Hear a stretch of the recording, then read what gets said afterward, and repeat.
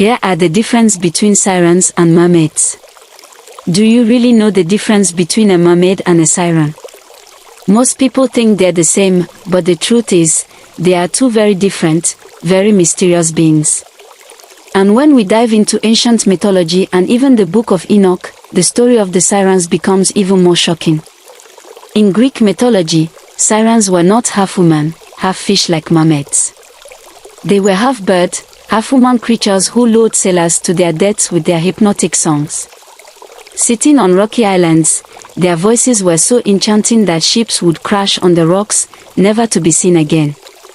Most depictions of sirens were female, but some ancient texts describe male versions too, called demons. Their very name sounds like a demon, which gives us a clue about how dangerous they were believed to be. But who were the sirens in the Bible's hidden text, the Book of Enoch? Here the story is very different. In chapter 19, the archangel Uriah reveals to Enoch that the women who tempted the fallen watcher angels would themselves be transformed into sirens. Their transformation was seen as a curse from God, yet, when you think about it, was it really a curse? If the great flood was coming, wouldn't being turned into a siren, a creature of the sea, actually allow them to survive?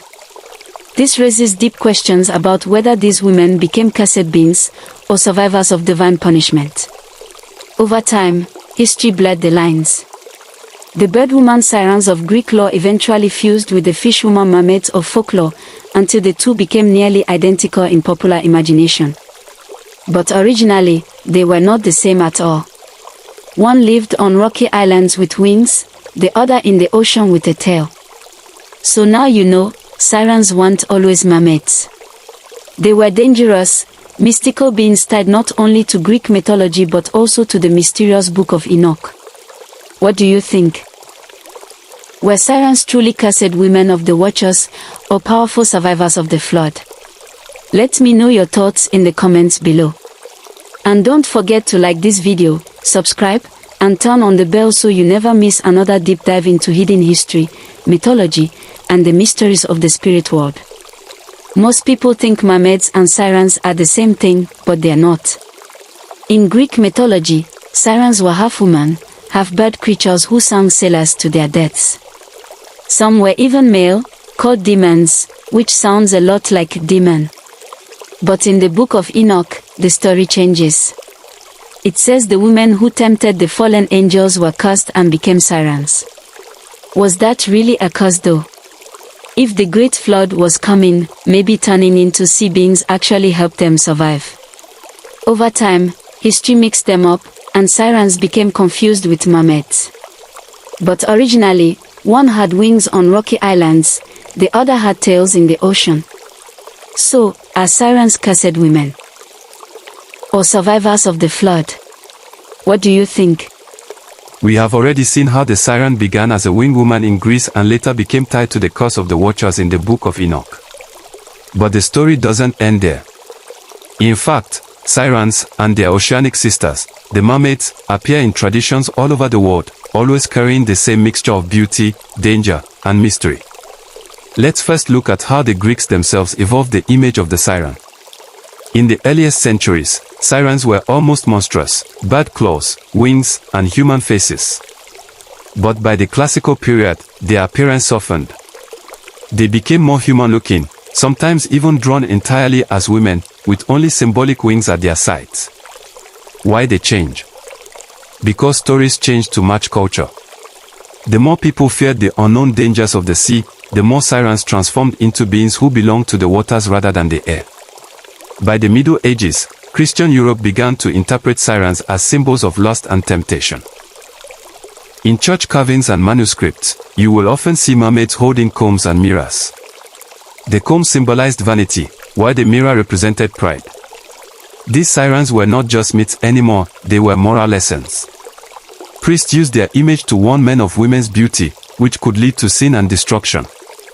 This shows us how mythology was reshaped into morality tales, keeping the core idea of the siren but giving her a new meaning. But the story of sirens does not belong to Europe alone. Across the seas in Africa, there is the powerful tradition of mummy water, a water spirit often depicted as a beautiful woman with a fish tail or sometimes a snake. She is seductive, mysterious, and deeply spiritual. Some believe she brings wealth, healing, and blessings, while others say she can also bring destruction to those who fail to honor her properly. Doesn't this sound very much like the double-sided nature of the siren? It is possible that as European sailors traveled to Africa, their tales of mermaids merged with African traditions of water spirits, creating new blended forms of the myth. Yet, African spirituality had always known about these beings. In Igbo cosmology, for instance, the Miri spirits dwell in rivers and oceans, powerful and beautiful, often demanding respect. They, too, are associated with both blessing and danger. If we connect this back to the Book of Enoch, one could argue that these water spirits across cultures might be fragments of the same ancient story, remnants of those who were transformed during the days of the Watchers. Now let's return to the Book of Enoch. If the women of the angels became sirens, then what did that mean for their souls? Were they forever bound to the seas as half-human spirits, or did they carry on as part of the demonic order? Uriel says they were transformed and cursed until the day of judgment. That means sirens were not just physical beings, they were spiritual entities, marked for punishment, yet still roaming the world until the final reckoning. Think about what this means. A siren is not only a creature of myth, she is a reminder of rebellion. She is the living sign of a time when the boundaries between heaven and earth were broken. And every culture, in its own way, kept that memory alive, whether as bird women in Greece, cursed women in Hebrew texts, or mermaids and water goddesses in other lands. Now let us step into the symbolic meaning of the siren. On one level, she is temptation. She calls men with a sweet voice, offering secrets, pleasures, or promises, only to destroy them. On another level, she is survival. She lives through floods, storms, and divine punishment. She endures even when the world is cleansed. This duality, both destroyer and survivor, is what makes her so powerful as a spiritual symbol. In psychological terms, some say the siren represents the hidden desires of the human soul, the longing for forbidden knowledge, for dangerous beauty, for things that lie beyond the boundary of safety. This is why the siren's song is always irresistible. It is not just a melody, it is the call of our own secret desires pulling us away from reason. And yet, sirens are also tied to wisdom. Remember in Homer's Odyssey, the sirens didn't just sing love songs. They promised Odysseus knowledge, hidden truths of the world, secrets of the gods, things no mortal should know. So the siren is not only a temptress, she is also a gatekeeper of wisdom. The question is, can you hear her song and life to tell the tale? For most men, the answer was no. For Odysseus, tied to the mast, the answer was yes, but only because he could not act on his desire. Now let's come forward into the modern world. Do sirens still exist in our imagination? Absolutely. Every movie, every painting of a mermaid or seductive sea spirit is echoing the ancient siren myth. From Hans Christian Andersen's A Little Mermaid to Disney's modern adaptation, the siren's face is still with us. But notice how she has been softened.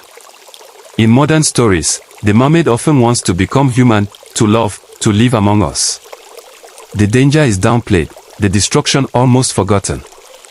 But if you go into folklore, into old sailor stories, African river legends, or even Caribbean traditions, you will find that the darker side of the siren has never disappeared. Fishermen still tell of strange women seen on rocks, of voices that call across the water, of blessings that turn into curses. The line between myth and reality is thin when it comes to the sea. So perhaps the question is not, did sirens exist, but what do sirens represent? Are they divine punishment, forbidden survivors, spiritual guardians of hidden wisdom, or temptresses that embody the dangers of desire? Or are they all of these at once? The truth is that the siren is bigger than any single story. She is part of Greek myth, biblical tradition, African spirituality, medieval morality, and modern entertainment. She is the perfect example of how one idea, born thousands of years ago, can transform across cultures, yet remain powerful in every age. And maybe, just maybe, the siren's greatest mystery is this: she never dies. From the days of Enoch to the Odyssey, from medieval cathedrals to Hollywood movies, the siren continues to sing. And as long as we are drawn to her voice, her legend will never fade. So, what do you think? Are sirens cursed beings who survived the flood? Are they fallen spirits of the Watcher's wives? Or are they divine water guardians remembered in every culture? Share your thoughts in the comments, because this mystery is far deeper than the ocean itself. And if you enjoyed this journey, make sure to like, subscribe, and stay with me, because in the next video, we'll dive even deeper into the hidden origins of mermaids, sirens, and the spirits of the waters.